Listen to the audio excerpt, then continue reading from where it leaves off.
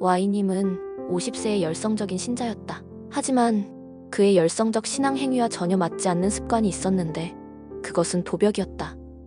수없이 회개하고 결심해도 도벽의 습관을 끊을 수 없었다고 한다. Y님은 자신의 문제에 대해 상담을 청했다. 그런데 상담자와 함께 대화하고 기도하던 중 한 가지 기억이 그에게 떠올랐다.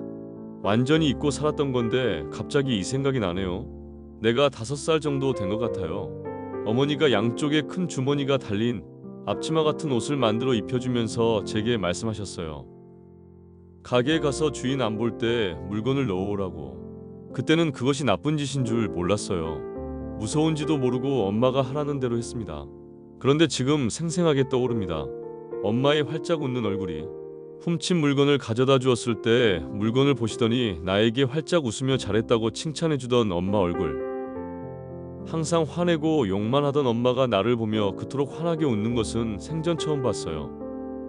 Y님은 도벽의 습관을 끊지 못한 이유를 알겠다며 울었다.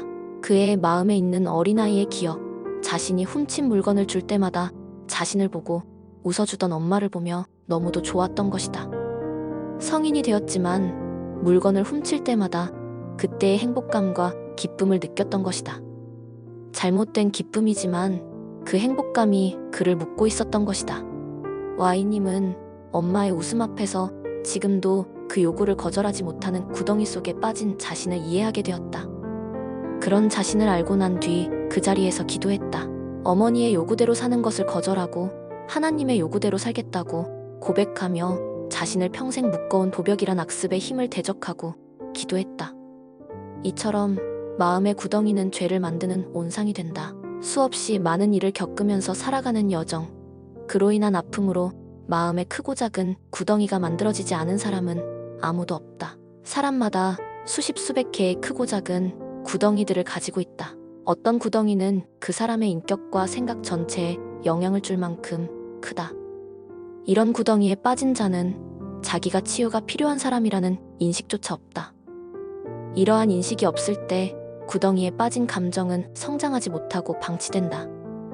그러나 자신의 감정 상태를 보고 삶의 상태를 보며 깨어진 마음으로 부르짖는 자에게 주님은 여러 가지 방법으로 인도하셔서 구덩이에서 끌어올리신다.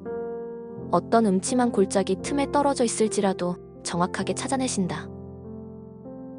그때에 그들이 고난 가운데서 주님께 부르짖으니 주님께서 그들을 곤경에서 구원해 주셨다. 단 한마디 말씀으로 그들을 고쳐주셨고 그들을 멸망의 구렁에서 끌어내어 주셨다.